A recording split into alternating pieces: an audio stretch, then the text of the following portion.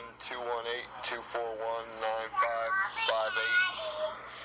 Yager, KNWA 24. Friday, August 22nd, 2017. Hello.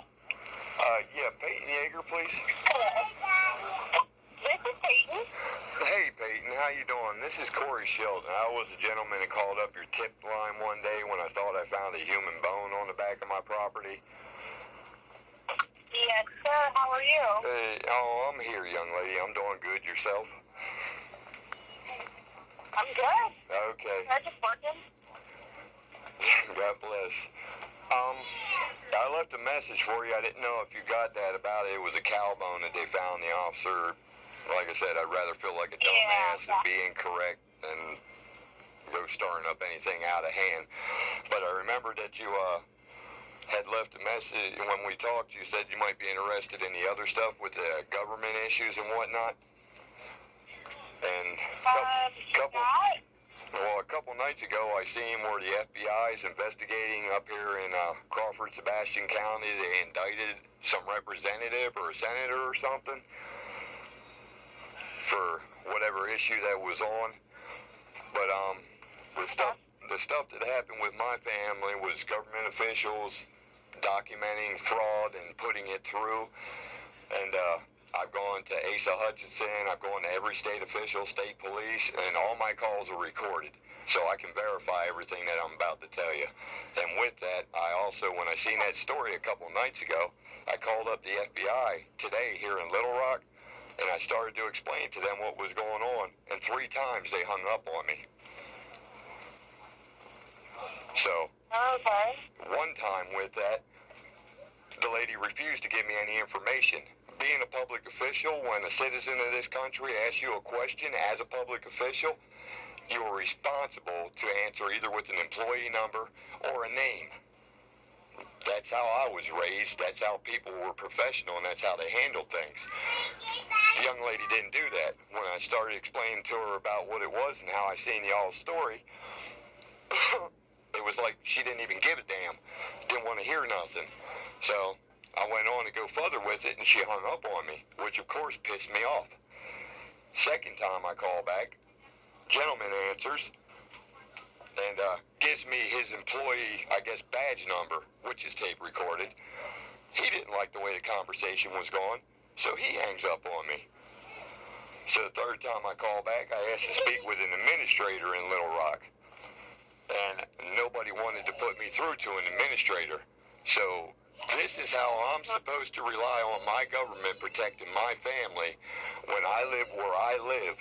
And as you remember that day when I called you about that bone, how I was stirred up, it was already an hour, and they still hadn't showed up. I think it took a total of an hour and 45 minutes. With that also, that's out of the picture there. Sorry, my mind's flustered. I'm kind of upset.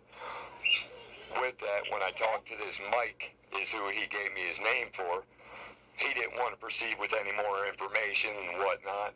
Well, explained to me, and I explained everything. He said, well, that's a state issue. Well, actually, you're the Federal Bureau of Investigation, and if there's improprieties going on in the state, that's your job. So, I'm getting about tired of being handed off while government officials scratch each other's backs when they should be held more accountable and liable in the situation, be an authority figure, than a common citizen. You feel me? I understand what you're saying. And so I called Washington, D.C., Federal Bureau of Investigation, got that recorded. The woman was a complete smartass, unprofessional, and said, well, we don't have to give you our names because of safety. I said, well, actually, I have 2 of your employees in Little Rock.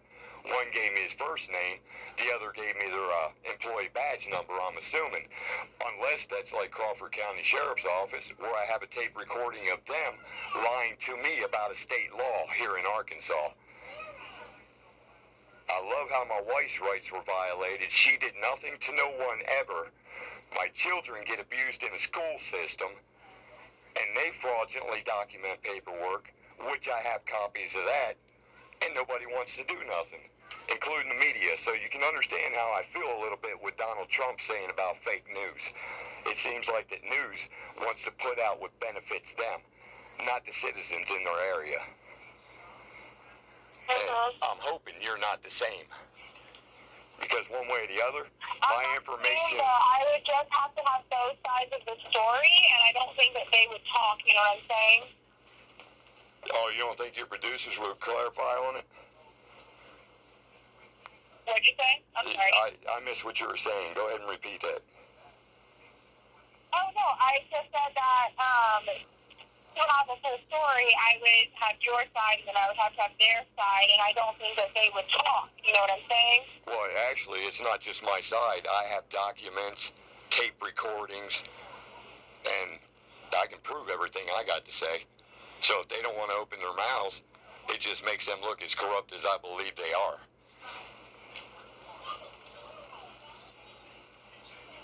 Okay, well, actually, I don't need to cut you off because you are very nice. It's just 4:35, and I go live at 5. Oh, I'm sorry. Anyway, that we could just... It's okay. I actually want to hear everything you have to say and talk about it, but I just want to finish my day here, and then can I call you back? Yeah, that's fine, young lady. At your earliest convenience would be greatly appreciated. Okay. Yeah, and I can kind of mention to my newsletter kind of what I'm hearing, and then I can have a better understanding and give you a call back if that's okay with you. That's fine. Do you need my number?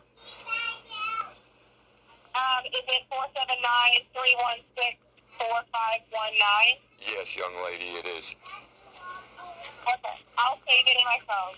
All right. God bless you, and I appreciate it. Thank you.